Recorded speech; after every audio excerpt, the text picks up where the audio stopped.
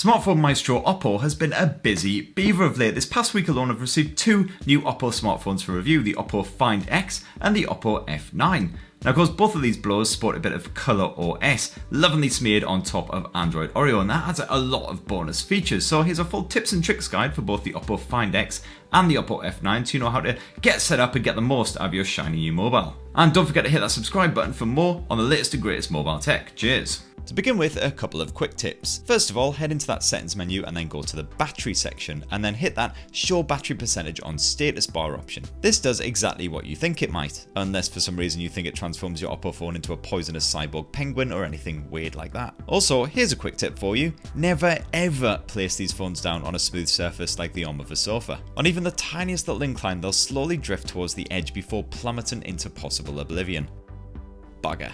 Now Oppo's ColorOS changes the general look and feel of Android on your Find X or your Oppo F9, and one of those additions that ColorOS makes is the Smart Assistant. Just swipe right at any time from your home screen to pull this thing up. It is an awful lot like the shelf feature found on OnePlus phones, providing quick shortcuts to your favourite apps and people and stuff like that, as well as updates on how much you've moved around the place. It's really handy for jumping straight into stuff and it's well worth checking out. Another feature that somehow feels rather familiar is the Smart Sidebar, which is currently only available on the Oppo F9. This can be dragged out at any time with a quick pinch of that tab at the very edge of the screen. This once again provides quick shortcuts to your favourite bits and can be activated in the Smart Convenience section of the settings menu. If you actually pull out the sidebar, you can add or remove the apps that actually appear in there by tapping the plus icon down at the bottom. The Find X does things a slightly different way. If you head into that Smart Convenience menu, you'll find the full screen multitasking option instead. And this feature allows you to drag out a little shortcuts bar from the top end of your screen when the phone is in landscape mode. You can then select your favourite app to open it in a dinky little window on top of whatever you've currently got open. If you head to the app split screen section of the settings menu on either of these Apple phones, you can turn on another feature that allows you to multitask with two apps at once. All you need to do is swipe 3 fingers up the display when you're inside of a supported app and the screen will automatically split in half, allowing you to open something else in the other half. And in the Oppo Find X you have another option too. Head into the settings and then Smart Convenience, followed by Gesture and Motion, and you'll find the Curved Screen Gestures option. Now this allows you to split the screen by swiping your fingers opposite ways along those two edges instead.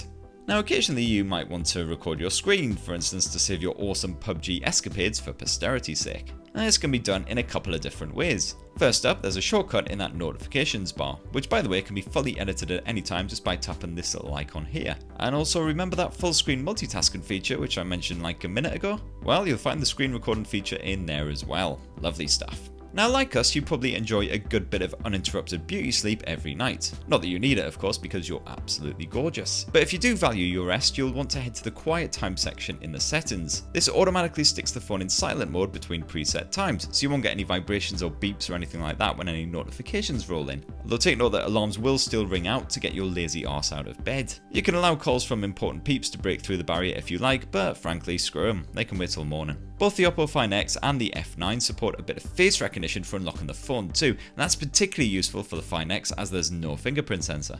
Head into the face and passcode settings to get this all set up, it's very quick and easy. Now by default you'll have to hit the power button and then swipe the screen for your face to be scanned and the phone to be unlocked. So once your beautiful mug is all registered, don't forget to turn on the press power button to unlock option. This way you won't need to bother swiping the screen at all, just tap the power button and you're automatically scanned and Bob's your uncle. Alternatively, if you go into the Smart Convenience section of the settings and then Gesture and Motion, you can turn on the Raise to Turn On Screen option. With this enabled, you don't have to touch the power button at all, just literally pick up your phone, which you most definitely did not just leave on a smooth surface, right? Job done. Sick of PPI twats ruining your day?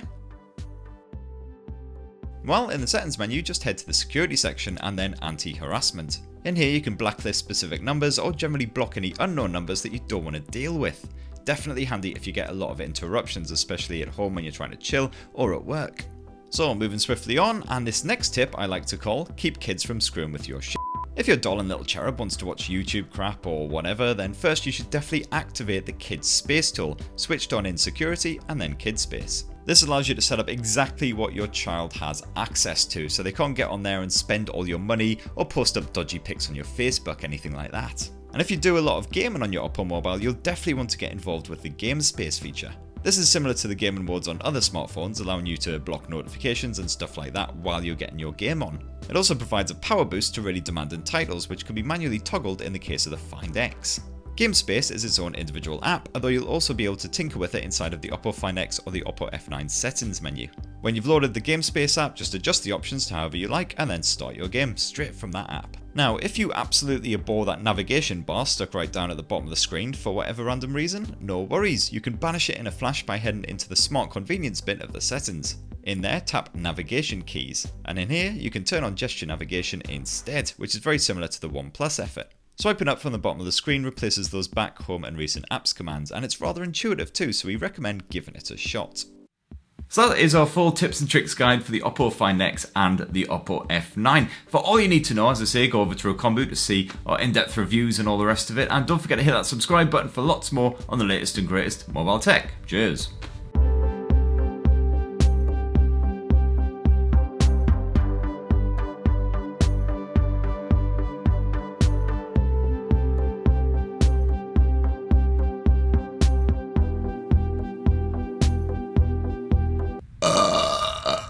I want to do that all video.